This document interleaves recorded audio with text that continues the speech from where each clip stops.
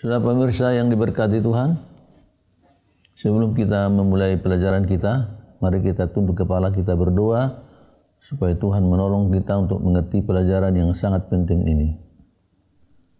Bapa kami dalam surga, Engkaulah Bapa dan Allah kami, sumber segala ilmu dan pengetahuan kebenaran. Kami mohon tuntunan Roh yang Kudus mengajar kami, agar kami boleh mengerti firman Tuhan ini. Dengan pengertian yang lebih baik kami bisa mengasihi Tuhan lebih baik juga. Terima kasih atas jawaban doa kami. Terima kasih atas pengampunan akan dosa-dosa kami. Kami telah berdoa dan bersyukur dalam nama Yesus Kristus Juru Selamat kami. Amin. Saudara pemirsa yang dikasihi Tuhan, pada saat ini kita mempelajari satu pelajaran penting mengenai pemeteraian. Kita sudah mempelajari bahwa bila mana seseorang sudah memakai jubah kebenaran Kristus, maka dia akan bertumbuh. Dan dia bertumbuh terus makin hari makin dewasa, sehingga tiba pada satu saat dia dapat memantulkan tabiat Yesus Kristus dengan sempurna. Nah, pada saat itulah dia sudah dimeteraikan. Nah, sekarang kita mempelajari bahwa ada 3 masa pemeteraian. Dan pemirsa, pemeteraian ini dapat kita mengerti dengan jelas dan tandas kalau kita meminta petunjuk daripada tulisan yang diilhamkan, yaitu tulisan Roh Nubuat. Nah, sekarang kita baca di sini satu kutipan. Keraguan-raguan bahkan ketidakpercayaan kepada kesaksian Roh Allah meracuni gereja kita di mana-mana. Inilah yang dikehendaki oleh setan. Kesaksian itu tidak dibaca, tidak dihargai. Akibatnya apa? Kurang kesucian, kurang pengabdian, kurang kesungguh-sungguhan iman di antara umat Tuhan. 5 Testimonis 217. Kekurang percayaan, keraguan-raguan, kurang menghargai tulisan yang telah diberikan Tuhan bagi umat yang sisa. Inilah menyebabkan kurang pengabdian, kurang kesungguh-sungguhan kepada Tuhan. Jadi saudara pemirsa, kita harus menyelidiki dan mempelajari lebih cermat dan teliti apa yang dikatakan Tuhan di dalam kesaksian Roh Nubuat. Kesaksian Roh Nubuat, tulisan yang diilhamkan ini menjelaskan sebagai berikut. Mereka yang tidak bersandar pada diri sendiri, mereka yang rendah hati di hadapan Allah, dengan menyucikan jiwa mereka dengan menuruti semua kebenaran. Kebenaran apa? Kebenaran Tuhan yang disebut di dalam present truth. Kebenaran masa kini. Mereka sedang menerima tabiat surgawi. Mereka yang menerima amaran-amaran Roh Nubuat ini sedang dipersiapkan untuk menerima meterai Allah pada dahi mereka. 5 Testimonis 216. Jadi saudara pemirsa, Tuhan memberikan kepada kita satu pelajaran, present truth. Dengan mengikuti present truth ini, kita siap dimeteraikan. Jadi sekarang kita mau melihat present truth ini, apa yang diajarkannya kepada kita, supaya dengan menuruti dengan tertib dan cermat, kita siap untuk dimeteraikan. Jadi saudara pemirsa, kita teruskan kutipan yang menjelaskan keberadaan umat sekarang ini. Dikatakan begini. Sementara penghakiman sedang berlangsung di sorga, sementara dosa orang-orang percaya yang bertobat sedang disingkirkan dari bait Allah, harus ada karya penyucian khusus untuk membuang dosa di antara umat Allah. Umat Allah yang sedang hidup sekarang ini. Harus ada pekerjaan khusus membuang segala jenis dosa dari kehidupan mereka.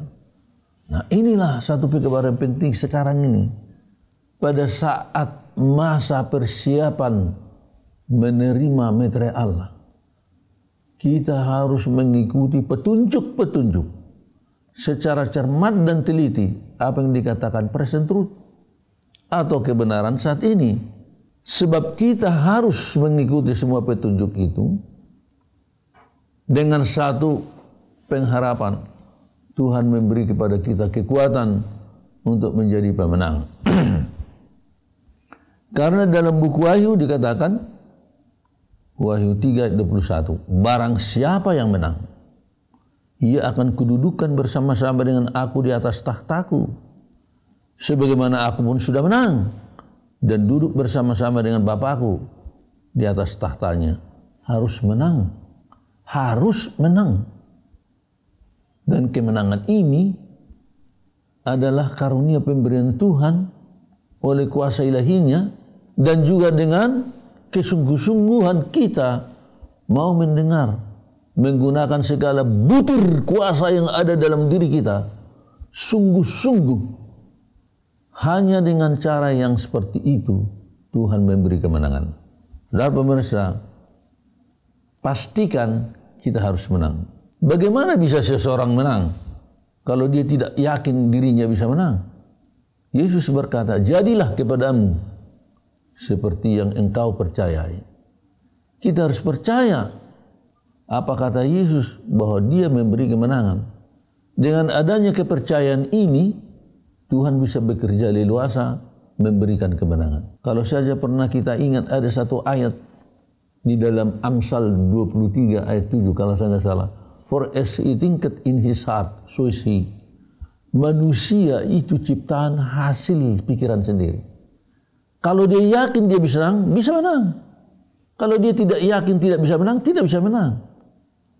Jadi Tuhan mengatakan, orang yang percaya kepadanya tidak pernah dipermalukan. Kita harus percaya apa yang dikatakan oleh Tuhan. Bahwa dikatakan, hanya bagi mereka yang menang, ia akan dudukkan bersama-sama dengan Yesus di atas tahtanya. Jadi, sementara penghakiman sedang berlangsung sekarang di dalam bilik yang maha kudus di sorga, satu pekerjaan khusus bagi umat Tuhan yang lagi hidup di dunia ini. Pekerjaan khususnya apa? Harus jadi pemenang. Sekarang ini kita berusaha menjadi pemenang. Kutipan berikut mengatakan, melalui kasih karunia Allah dan usaha yang tak kenal lelah. Sudah pemirsa?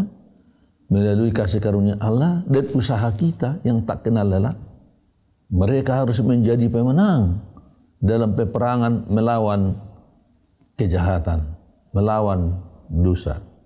Great Controversy 425. Jadi Tuhan memberikan kepada kita kuasa, rahmat, kasih karunia, tetapi kita harus berusaha dengan tak kenal lelah. Inilah janji jaminan kemenangan, saudara pemirsa. Dan kemudian kemenangan ini dikatakan di sini melalui pikiran. Maka dikatakan tadi, jadilah kepadamu seperti yang engkau percayai. Kepercayaan ini ada dalam pikiran, di dalam otak, dalam hati kita. Yesus Kristus mempunyai pikiran yang tetap bersih dan suci. Kutipan ini mengatakan, not even by a thought did Jesus yield unto temptation, so it may be with us. Tak pernah sekilas pun dalam pikiran Yesus mau menyerah kepada pencobaan. So it may be with us. Itu bisa terjadi kepada kita. Sehingga kita boleh mempunyai pikiran, perasaan yang sama seperti yang terdapat dalam Yesus Kristus. Jadi saudara pemirsa, Rasul Paulus menjelaskan dalam 1 Korintus 2:16, dia bilang, tetapi kami memiliki pikiran Kristus. Wah, luar biasa. Dia mempunyai pikiran seperti Yesus Kristus. Artinya apa? Dia setelah pasrah tunduk kepada kuasa dan pimpinan Roh Kudus, Roh Yesus Kristus, sehingga dia bisa menang dalam perang pikiran mengalahkan dosa. Sehingga dikatakan dalam Judas 1:24, bagi dia yang berkuasa menjaga supaya jangan kamu tersandung. Bagi Yesus yang berkuasa membuat pikiran kita selalu menang. Di dalam pikiran kita berperang melawan dosa. Dan Yesus Kristus dikatakan sanggup membuat kita tak pernah jatuh ke dalam dosa. Dan membawa kamu dengan tak bernoda penuh kegembaraan di hadapan kemuliaannya. Tuhan sanggup membuat Anda dan saya tak pernah jatuh lagi. Itulah puncak pertumbuhan yang dimaksud oleh kuasa Injil. Kita bisa berkata seperti Rasul Paulus, kami mempunyai pikiran seperti Yesus. Luar biasa, saudara pemirsa. Wah, kita bisa memiliki pikiran seperti Yesus. Yesus tak pernah sepintas pun menyerah ke dalam pencobaan. So it may be with us. Wah, itu bisa terjadi dalam diri kita. Itu makanya dalam 1 Tesalonika 5:23 dikatakan begini, semoga Allah damai sejahtera menguduskan kamu seluruhnya. Semoga roh, jiwa dan tubuhmu terpelihara sempurna. Kapan? Pada hari kedatangan Tuhan Yesus Kristus. Roh, jiwa dan tubuh terpelihara sempurna, tak bercacat pada hari kedatangan Yesus Kristus Tuhan kita. Jadi persiapan ke sana ya sekarang. Kita harus mulai bertumbuh. Pastikan harus menang. Jadilah kepadamu seperti apa yang kau percayai. Bagaimana keadaan orang yang sudah menang itu dijelaskan di sini, telah termeterai. Saudara, dikatakan di sini tidak kelihatan meterai itu di dalam pikiran, dalam otak atau dalam dahi kita, tidak ada meterai itu. Tetapi dikatakan it is not any seal of mark that can be seen. Tidak ada sesuatu yang bisa kita lihat. Karena meterai itu di dalam apa? Di dalam pikiran kita. Di dalam hati kita. Tabiat kita. Dikatakan settling into truth. Both intellectually and spiritually. So they cannot be. Sudah termeterai. Sudah settle di dalam kebenaran. Settle melalui intelek. Dalam pikiran. Dalam hati. Settle di dalam kerohanian. Tidak akan berubah. Maksudnya tidak akan jatuh lagi ke dalam pencobaan. Dan pertanyaannya sekarang, kalau seseorang sudah dimeteraikan, masih mungkinkah dia jatuh ke dalam dosa? Nah, Roh Nubuat menjelaskan begini. They have resisted the wiles of the deceiver. They have not been turned from their loyalty by the dragon door. Now they are eternally secure. Mereka itu sudah eternal secure. Artinya apa? Selamat untuk eternally. Tak akan jatuh lagi. Karena Tuhan telah memberikan kepada mereka kuasa ilahinya. Kita dirubah, dilahirkan, dicipta ulang, lahir kembali. Sehingga kita tak pernah lagi sepintas untuk berhasrat melakukan dosa itu. Jadi di dalam pelajaran ini, saudara pemirsa, pastikan dalam pikiran kita, saya harus menjadi pemenang. Karena Tuhan berjanji hanya bagi orang yang menang akan duduk bersama-sama dia dalam tahta Bapa-Ku. Nah, sekarang kita lanjut pelajaran ini. 3 masa pemeteraian. Roh Nubuat menjelaskan, saya baca kutipannya di sini. Ada orang yang hidup di dunia ini yang sudah berumur lebih 90 tahun. Tubuh mereka menjadi lemah. Tetapi meterai Allah ada pada dahi mereka. Tuliskan letter 207-189. Jadi pemeteraian ini sudah pernah terjadi pada masa yang lalu. Katakan di sini, dimeteraikan mereka yang sudah berumur 90 tahun. Sudah tua, tetapi sudah apa? Sudah termeterai. Kemudian kita baca lagi di dalam pernyataan Roh Nubuat dikatakan sini. 2 Selected Messages 263. Kabar kematian istrimu itu sangat menyedihkan hati saya. Saya melihat bahwa ia sudah dimeteraikan dan akan bangkit bila suara Allah terdengar dan dia akan berdiri di atas dunia bersama dengan yang 144.000 orang itu. Sudah dimeteraikan istri dari seorang hamba Tuhan ini. Nah, sekarang Roh Nubuat juga jelaskan sekarang ini sedang berlangsung pemeteraian. Baik, kita baca. Sekarang setan menggunakan segala usaha penipuan pada masa pemeteraian ini untuk mengalihkan pikiran umat Allah daripada apa? Present truth, dari kebenaran saat ini. Sudah pemirsa, ini sangat perlu kita pikirkan kutipan. Sementara sekarang masa pemeteraian, setan bekerja keras membuat penipuan supaya pada masa pemeteraian ini kita tidak menyadari nasib kita sedang diapa? Ditetapkan. Dikatakan mengalihkan pikiran umat Allah daripada masa pemeteraian. Dialihkan. Bisa saudara lihat sekarang bagaimana penipuan licik dari setan? Rasanya aman-aman saja. Padahal nasib kita sedang diapa? Ditetapkan dalam pengadilan surga. Dan pula tidak terlalu lama dengan tiba-tiba aniaya akan muncul di atas dunia ini. Dan aniaya ini saudara dikatakan mengguncang umat Tuhan. Apakah tetap tahan berdiri di dalam aniaya yang kita tidak tahu bagaimana dahsyatnya aniaya itu. Tapi bagi mereka yang sudah termeterai dikatakan eternally secure. Sudah mantap, eternally. Tidak akan jatuh lagi. Bagaimana bisa? Ya karena sekarang sudah dipersiapkan. Sudah bersiap sekarang. Sehingga Roh Kudus memeteraikan mereka. Dan tak pernah akan jatuh lagi. Tetapi setan datang mengalihkan pikiran umat Tuhan dari pemeteraian. Akhirnya tidak ada apa? Tidak ada persiapan untuk menerima meterai itu. Jadi bagaimana supaya bersiap? Baca Roh Nubuat. Present truth inilah yang harus kita pelajari dengan teliti dan kita tahu hal-hal apa yang perlu kita kerjakan, kita hidupkan, kita lakukan supaya kita sudah apa? Siap menerima meterai sekarang ini. Nah, dan pemirsa dikatakan di early writings 63.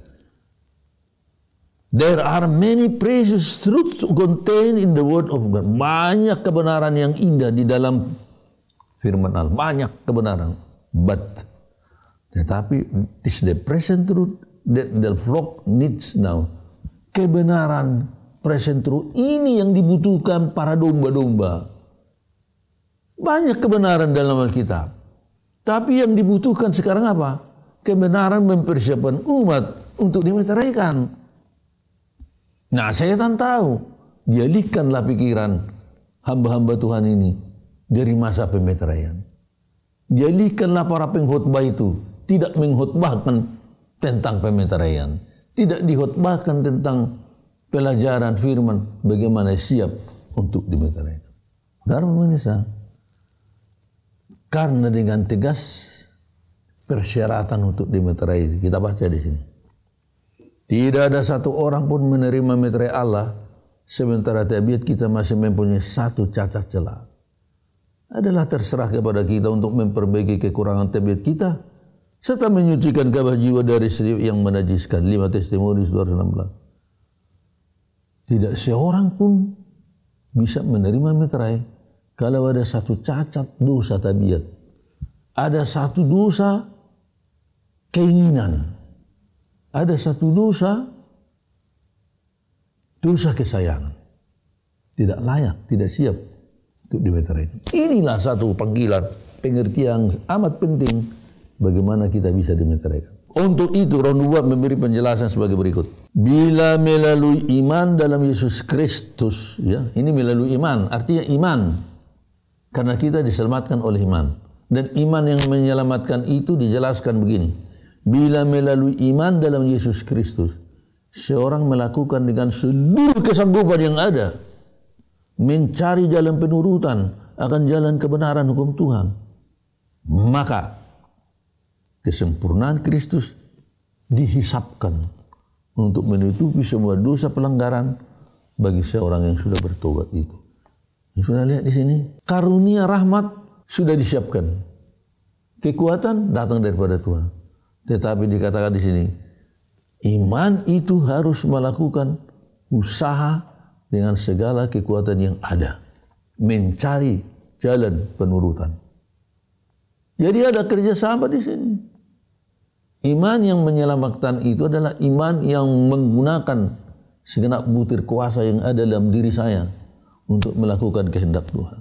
Jadi di sini katakan harus berusaha. Prophet and King 487. Rahmatnya diberikan agar supaya dalam diri kita ada kehendak, ada kuasa untuk berbuat. Tetapi tidak pernah menjadi pengganti usaha kita. Dan di sini banyak orang sesat. Banyak orang mengatakan, hanya kasih karunia saja kok. Hanya kemurahan saja. Kita bisa selamat. Benar. Hanya dengan kemurahan. Tapi orang yang sudah menerima kemurahan itu, melalui iman, iman itu harus bekerja keras untuk melakukan apa yang menyenangkan hati Tuhan. Barulah kebenaran Kristus tetap menjadi milik kita. Nah, saudara dikatakan di sini, kita tidak dapat mencapai keselamatan dengan usaha kita. Tidak pernah. Tetapi kita mencarinya dengan sepenuh hati. Dengan ketabahan. Seperti kita mengorbankan segala sesuatu milik kita di dunia ini untuk itu. Itu makanya dalam perumpamaan Tuhan Yesus dalam Matius 13:44, bahwa kerajaan surga itu seperti apa? Harta yang tersembunyi. Dicari. Sudah ketemu, dijual semua hartanya yang lain. Supaya bisa membeli apa? Harta tersembunyi. Saudara pemirsa, jangan sampai kita salah mengerti bahwa keselamatan itu anugerah, tapi kita diminta mengasihi Tuhan juga dengan segenap hati. Nah, sekarang kita baca Efesus 4 ayat 15. Tetapi dengan teguh berpegang kepada kebenaran, di dalam kasih kita bertumbuh dalam segala hal ke arah Kristus yang adalah kepala. Bila mana kita sudah terima Yesus menjadi juru selamat kita, artinya itu apa? Kita bertumbuh menjadi seperti Yesus. Terima Yesus sebagai Tuhan dan juru selamat pribadi artinya kita terima kuasa dari Yesus untuk bertumbuh menjadi seperti Yesus. Di dalam berapa hal? Dalam segala hal. Efesus 4 ayat 15. Dan pertumbuhan ini saudara, pertumbuhan itu dikatakan membutuhkan waktu, membutuhkan kesempatan. Ya sama halnya dengan seorang anak baru lahir, mulai berjalan. Kita tidak tahu berapa kali dia jatuh, sampai tiba satu saat tak pernah jatuh lagi. Jadi itu makanya dikatakan di dalam Efesus 4:13, sampai kita semua telah mencapai kesatuan iman, pengetahuan yang benar tentang anak Allah, kedewasaan penuh. Jadi anak yang lahir dalam kerajaan Allah bertumbuh hingga tiba kepada kedewasaan iman yang penuh. Tingkat pertumbuhan yang sesuai dengan kepenuhan Kristus. Dan pemirsa, kita sekarang harus berusaha untuk tetap maju terus dan bertumbuh dari hari ke hari. Dan tiba waktunya bila mana Yesus nanti datang pada harinya, dikatakan di sini 1 Tesalonika 5 ayat 23. Pada hari itu dikatakan, roh, jiwa dan tubuhmu terpelihara sempurna, tak bercacat lagi pada hari kedatangan Yesus Kristus yang kedua kali. Dan ini bisa terjadi dengan satu pernyataan dari kitab suci dalam Yudas 1:24. Bagi Dia yang berkuasa menjaga supaya jangan kamu tersandung, dan yang membawa kamu dengan tak bernoda dan penuh kegembiraan di hadapan kemuliaannya. Inilah keadaan orang yang sudah apa?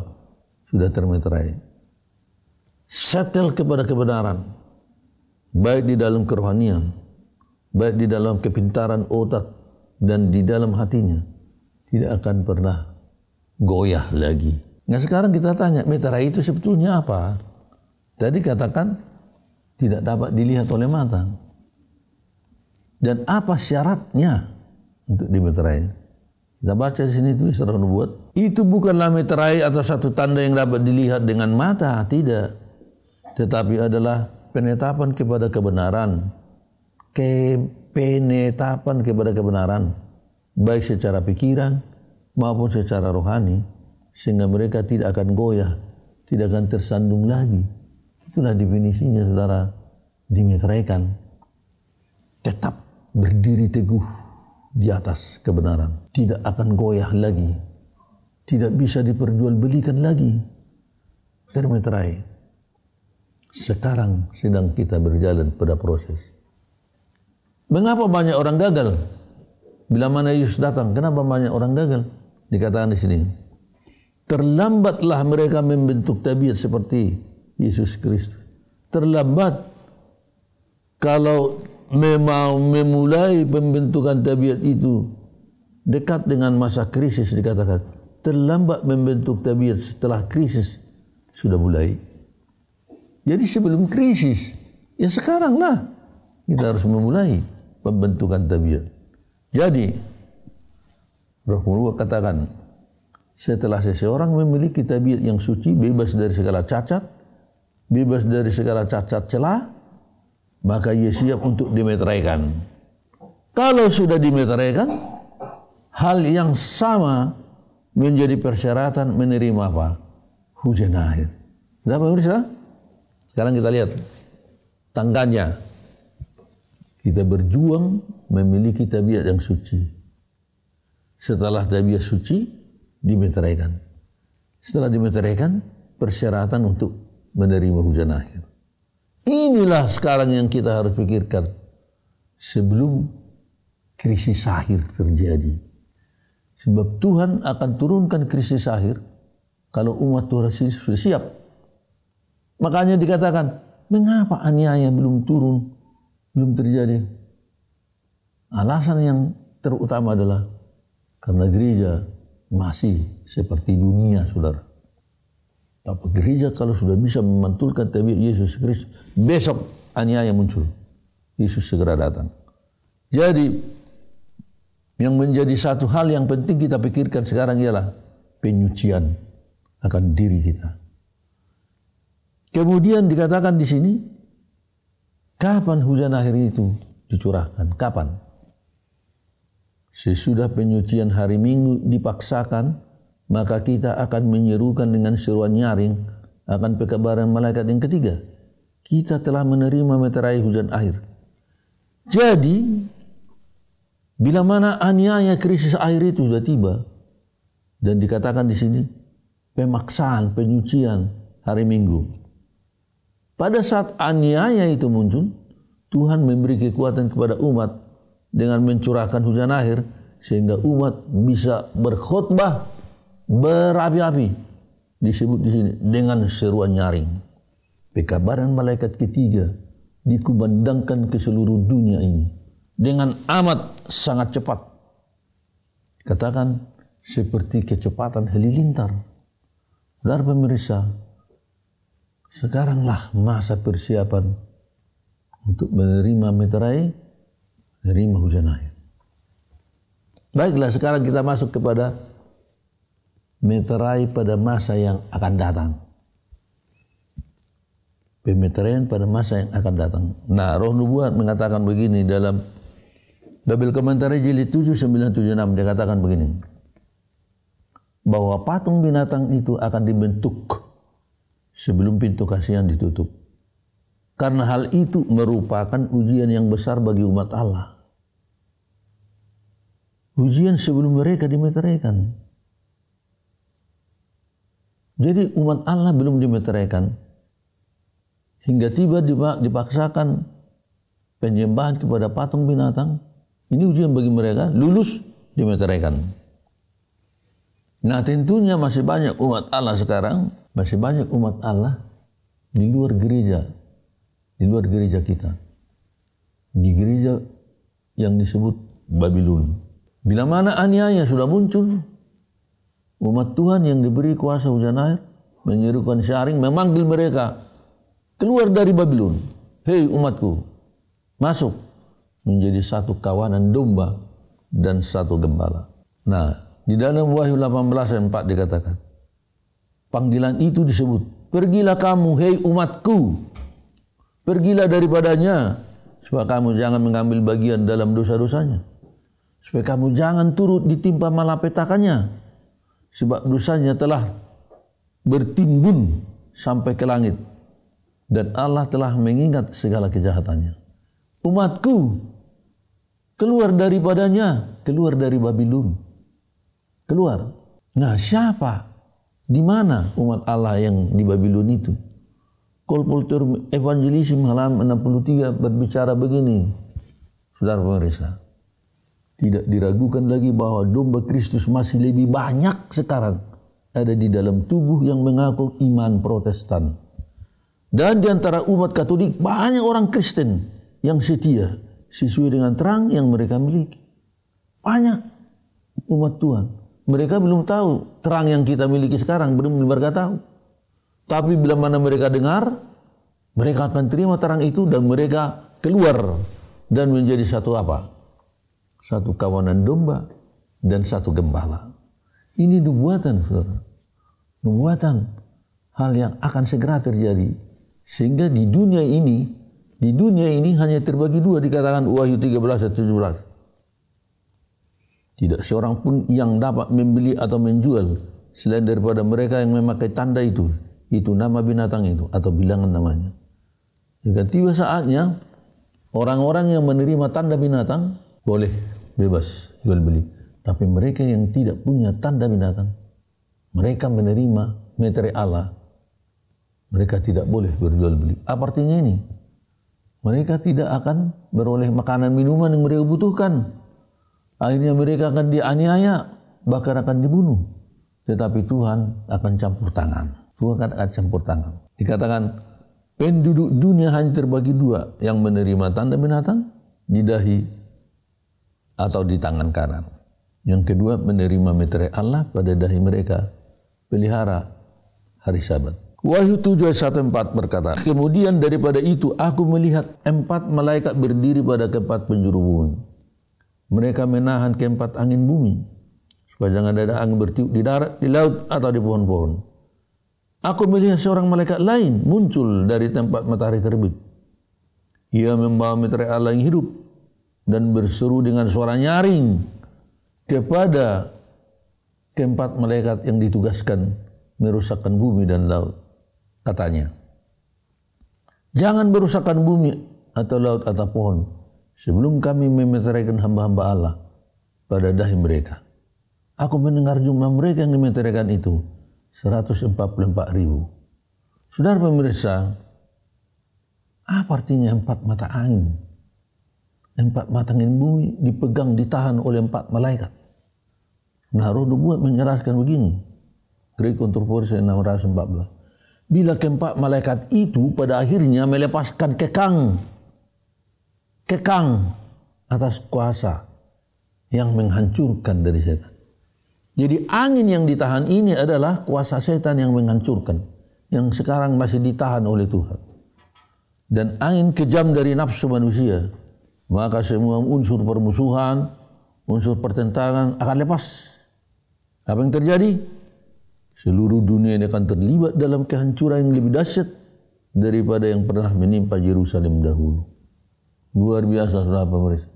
Sekarang masih Tuhan tahan angin itu. Tunggu dulu, jangan bertiup sebelum semua umat Tuhan dimeteraikan. Jadi proses pemeteraian ini harus jelas. Kita mengerti sekarang ini sedang terjadi proses pemeteraian begitu. Dan bila mana sudah selesai proses ini, lepaslah 4 mata angin tersebut. Keempat mata angin lepas, Roh Nubuat jelaskan di sini. Saya melihat bahwa keempat malaikat yang memegang keempat mata angin itu hingga Yesus menyelesaikan pekerjaannya di dalam Ka'bah, dan kemudian akan dicurahkan 7 belah yang terakhir. Jadi saudara pemirsa, bila mana Yesus juru selamat kita, imam besar kita, sekarang sedang ada di bilik yang maha suci, dia selesai untuk membuat gerak bagi semua orang-orang percaya. Selesai semua, tutup pintu kasihan bagi semua orang. Tidak ada lagi pertobatan. Maka perintah lepas 4 mata angin. Dan bila mana lepas 4 mata angin dikatakan di sini, sudahlah waktunya mulai dicurahkan 7 belak. Belak pertama, 2, 3 sampai 4 ke 7. Selesai, Yesus datang. Dan pemirsa yang kami kasih dalam Tuhan, mari kita berdoa dengan sungguh-sungguh pada saat pemeteraian ini untuk mengalahkan semua bentuk dosa dan kejahatan. Mari kita berdoa sungguh-sungguh supaya kita bisa memantulkan tabiat Yesus Kristus. Kita sudah tahu bahwa persyaratan dimeteraikan adalah memiliki tabiat seperti Yesus Kristus. Apa sih tabiat itu? Apa artinya tabiat? Dari mana asal-usul tabiat?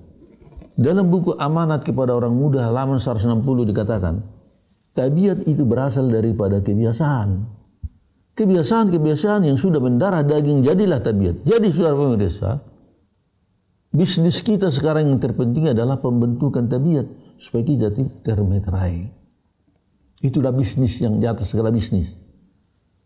Segala bisnis yang kita bisa lakukan sekarang persiapan untuk pemeteraian. Perhatikan kebiasaan kita.